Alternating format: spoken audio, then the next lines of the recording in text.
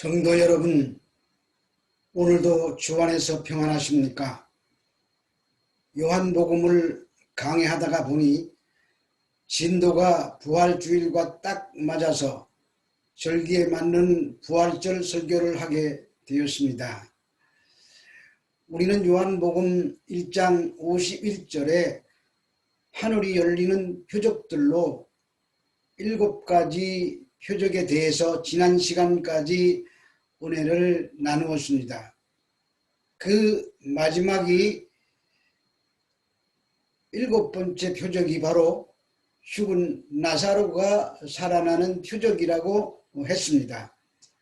이 모든 표적들은 예수 그리스도의 십자가로 막혔던 하늘길이 열리는 표적들입니다.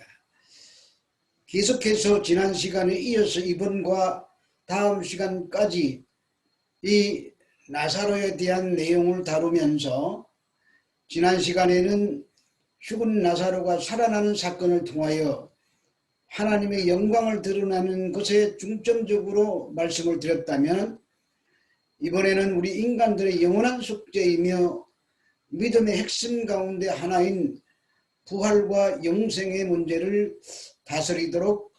다루도록 하겠습니다. 그래서 오늘은 요한복음 11장 17절에서 32절의 말씀을 본문으로 나는 부활이요 생명이니 라는 제목으로 은혜를 나누도록 하겠습니다. 요한복음 11장 17절에서 19절 말씀을 보겠습니다. 예수께서 와서 보시니 나사로가 무덤에 있은 지 이미 나흘이라. 베다니는 예루살렘에서 가깝기가 한 오리쯤 되매 많은 유대인이 마르다와 마리아에게 그 오라비의 일로 위문하러 왔더니 라고 기록하고 있습니다.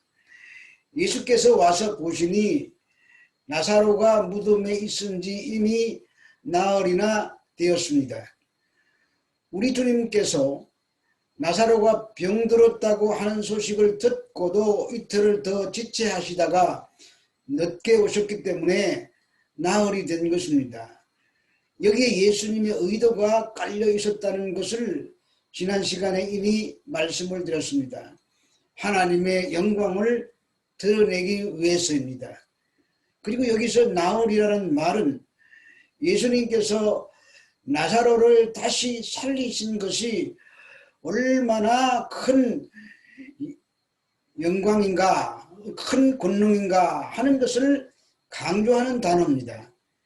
그런데 하나님의 영광을 드러내는 그 현장에 보는 사람이 없다면 아무런 의미가 없었을 것입니다. 그런데 절묘하게도 예루살렘에서 가까운 베다니가 그 무대의 배경으로 나오고 있습니다. 당시 가장 인구가 밀집된 곳이 예루살렘이고, 이 예루살렘과 거리가 가까워야 많은 유대인이 와서 볼 수 있기 때문에 그 배경을 베다니로 삼은 것 같습니다. 많은 유대인들이 마르다와 마리아에게 그 오라비의 일로 위문하러 오게 되었고, 죽었던 나사로가 예수님의 권능으로 살아나는 것을 보게 되는 것입니다. 오늘 본문 11장 20절에서 24절 말씀을 보겠습니다. 마르다는 예수님께서 오신다는 말을 듣고 곧 나가 맞이하되 마리아는 집에 앉았더라. 마르다가 예수께 여짜오되 주께서 여기 계셨더라면 내 오라비가 죽지 아니하였겠나이다. 그러나 나는 이제라도 주께서 무엇이든지 하나님께 구하시는 것을 하나님이 주실 줄을 아나이다. 예수께서 이르시되 내 오라비가 다시 살아나리라. 마르다가 이르되 마지막 날 부활 때에는 다시 살아날 줄을 내가 아나이다. 이렇게 대답합니다. 마르다가 예수님이 오신다는 소식을 듣고서 마중물 나옵니다. 나와서 하는 말이 주께서 여기 계셨더라면 내 오라버니가 죽지 아니하였을 것이라고 말합니다. 그러자 예수님이 내 오라비가 다시 살리라고 하십니다. 그 말씀에 마르다가 마지막 날 부활 때에 다시 살 줄을 안다고 말합니다. 당장은 아니지만 마지막 주님께서 재림하실 때에 부활하게 될 것을 안다고 말하는 것입니다. 예수님은 당장에 살려내실 것을 말씀하셨는데 마르다는 자신이 알고 있던 부활에 대한 믿음을 가지고 장차 부활의 날에는 살아날 것이라고 말합니다. 이러한 부활 사상은 당시 유대인들이 가지고 있었습니다. 그래서 마르다가 부활을 믿기는 하는데 마지막 날에 다 부활하는 그런 부활을 믿는다고 한 것입니다. 이러한 부활은 선지자들에 의해서 예언된 부활 사상입니다. 그래서 마르다는 하나님께서 마지막 때에 죽은 자들을 모두 일으키는 그 부활을 믿고 있었던 것입니다. 에스겔서 37장 1절에서 3절을 보겠습니다. 여호와께서 권능으로 내게 임재하시고 그의 영으로 나를 데리고 가서 골짜기 가운데 두셨는데 거기에 뼈가 가득하더라. 나를 그 뼈 사방으로 지나가게 하시기로 본즉 그 골짜기 지면에 뼈가 심이 많고 아주 말랐더라. 그가 내게 이르시되 인자야 이 뼈들이 능히 살 수 있겠느냐 하시기로 내가 대답하되 주 여호와여 주께서 아시나이다. 이 오늘 내용과 관계되는 일부분의 말씀을 읽었습니다. 마른 뼈는 이스라엘을 말합니다. 이런 마른 뼈 같은 이스라엘을 하나님이 살려내셔서 포로에서 풀어서 다시 고토인 고향 땅 예루살렘으로 돌아가게 하시겠다는 말씀입니다. 에스겔서 37장 그 마지막 28절까지 내용이 이 마른 뼈 같은 이스라엘을 다시 회복시키겠다는 하나님의 약속의 말씀입니다. 이스라엘 백성들이 바벨론에 포로 잡혀 살고 있는 것을 무덤에 사는 것으로 비유하고 있습니다. 무덤이 따로 있는 것이 아니라 포로 잡혀와서 여호와에 대한 신앙도 다 잃어버리고 희망도 없이 살아가는 그들의 신앙 상태를 에스겔 골짜기에 널려서 죽어서 회복이 불가능해 보이는 마른 뼈가 가득한 무덤에다가 비유하고 계신 것입니다. 그들은 모두 죽었기 때문에 스스로 무덤에서 일어날 자가 없었습니다. 하나님께서 이러한 이스라엘의 현실을 에스겔에게 보이시면서 이 뼈들이 능히 살겠느냐고 질문하십니다. 그런데 그런 뼈들을 향하여 하나님이 말씀을 대언하니 뼈들이 척척 제자리를 찾고서 힘줄이 생기고 가죽이 덮이는 것입니다. 그리고 생기를 향하여 대언하자 생기가 들어가 살아나서 큰 군대를 이루었습니다. 이 에스겔 선지자의 환상 때문에 유대인들은 메시아가 오시면 모든 것이 회복된다고 믿었습니다. 그래서 메시아를 그렇게 갈망하고 있었던 것입니다. 또한 이러한 연장선상에서 죽음 후의 부활도 믿었습니다. 지금 마르다는 이러한 부활만 부활로 믿었다는 말입니다. 우리도 이런 부활을 믿습니다. 죽음 후에 모든 사람이 다 부활하는 것을 우리도 믿습니다. 그러나 지금 마르다와 마리아의 관심은 죽은 자기 오빠입니다. 예수님을 사랑하고 예수님의 사랑을 받는다고 하지만 지금 죽은 자기 오빠로 인해서 슬피 울고 있습니다. 부모가 없다면 오빠가 부모 같았을 테니까 이들의 슬픔은 이루 말할 수 없을 정도로 컸을 것입니다. 그래서 늦게 오신 예수님께 원망 섞인 말을 하고 있는 것입니다. 오늘 본문 25절 27절을 읽겠습니다. 예수께서 이르시되 나는 부활이요 생명이니 나를 믿는 자는 죽어도 살겠고 무릇 살아서 나를 믿는 자는 영원히 죽지 아니하리니 이것을 내가 믿느냐 이르되 주여 그러하외다. 주는 그리스도시요 세상에 오시는 하나님의 아들이신 줄 내가 믿나이다. 주님께서는 이렇게 절망적인 마르다에게 내가 부활이요 생명이라고 하십니다. 여기서 말하는 부활은 마지막 날에 부활하는 그러한 부활만을 말하는 것은 아닙니다. 여기서 부활과 생명이라는 단어 앞에 각각 관사가 붙어 있습니다. 그러므로 그냥 부활이 아니고 그 부활입니다. 그 생명이 아니고 그 생명입니다. 그가 가르치는 것은 예수님이십니다. 그 부활은 예수님의 부활이요 그 생명은 예수님의 생명입니다. 우리 예수님이 지금 부활하셨고 생명이 되셔서 보좌 우편에 앉아 계십니다. 그 부활과 그 생명입니다. 그리고 예수님은 나를 믿는 자는 죽어도 살겠고 살아서 믿는 자는 영원히 죽지 아니하리라고 하십니다. 예수 믿는 자는 죽어서도 산다는 것은 우리도 믿습니다. 그런데 살아서 믿는 자는 영원히 죽지 않는다고 하십니다. 그 말씀은 지금 당장 이 자리에서 믿으면 나사로가 부활하게 될 것을 말씀하신 것입니다. 그리고 이 말씀을 문자적으로 적용하지 말고 부활과 생명이라는 지금 예수님을 믿는 사람은 이미 부활 안에 생명 안에 있기에 죽는 것이 아니라고 말씀하신 것입니다. 오늘 본문 요한복음 11장 11절에서 13절 말씀을 보겠습니다. 이 말씀을 하신 후에 또 이르시되 우리 친구 나사로가 잠들었도다. 그러나 내가 깨우러 가노라. 제자들이 이르되 주여 잠들었으면 낫겠나이다 하더라. 예수는 그의 죽음을 가르쳐 말씀하신 것이나 그들은 잠들어 쉬는 것을 가르쳐 말씀하신 줄 생각하는지라. 예수님이 나사로가 잔다고 하십니다. 예수님은 믿는 자의 죽음을 잠으로 표현하십니다. 예수님은 잔다고 하는 것을 제자들이 알아듣지 못합니다. 그러므로 예수님이 말씀하시는 죽음은 사람들이 생각하는 죽음과 전혀 다릅니다. 믿음이 있는 사람이 죽으면 자는 것입니다.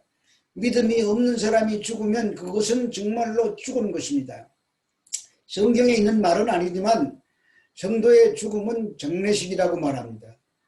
왜냐하면 장래에 자다가 일어날 것이기 때문에 그렇게 부른다고 생각합니다.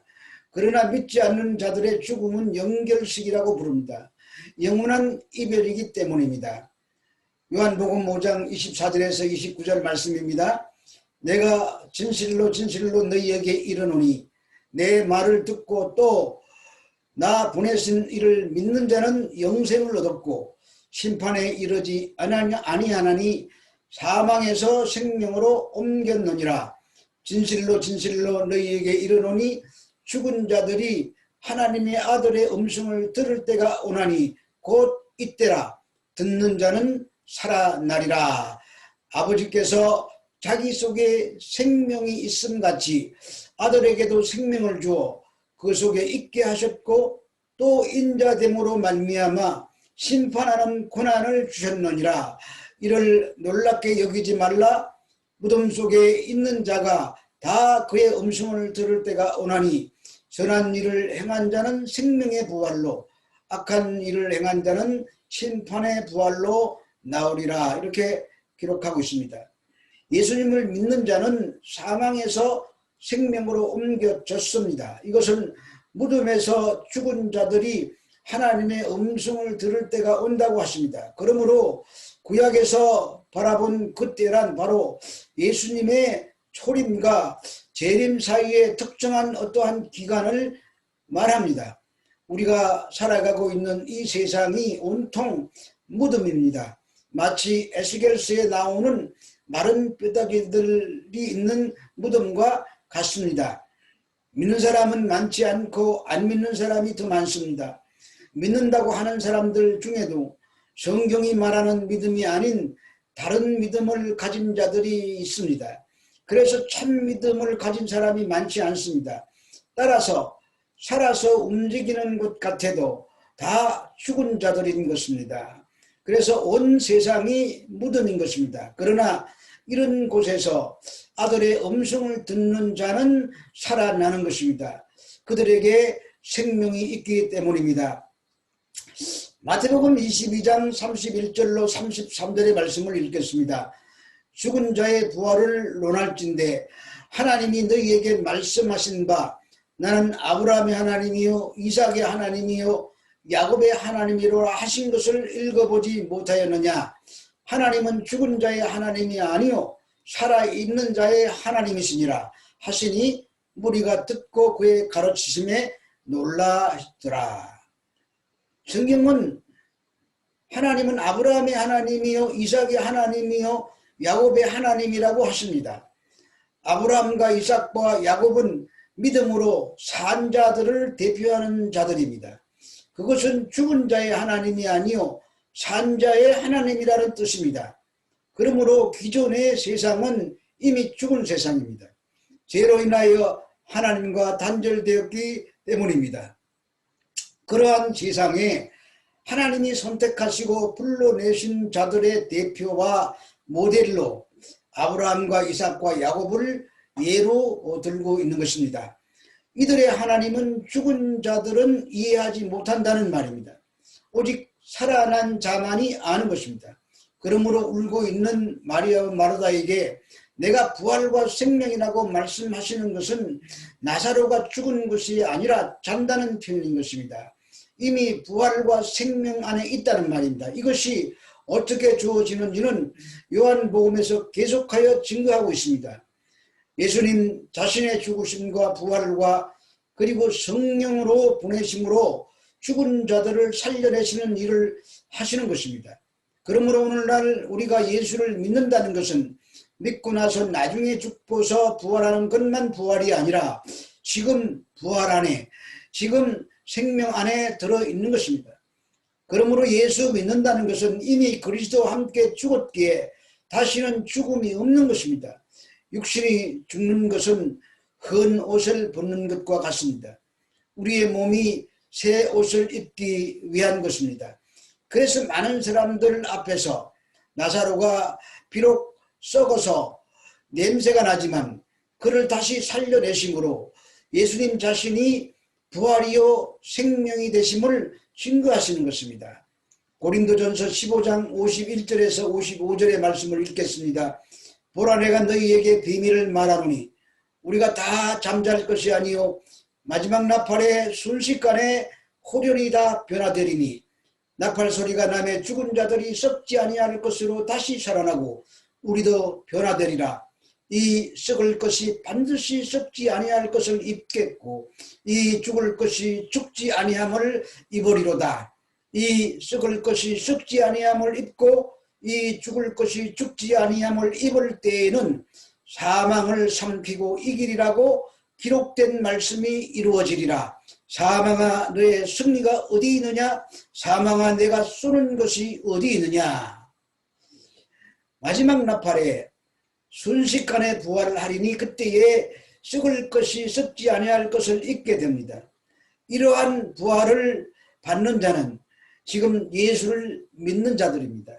지금 예수를 믿는 자가 부활 안에 생명 안에 있기에 생명의 부활로 나오는 것입니다.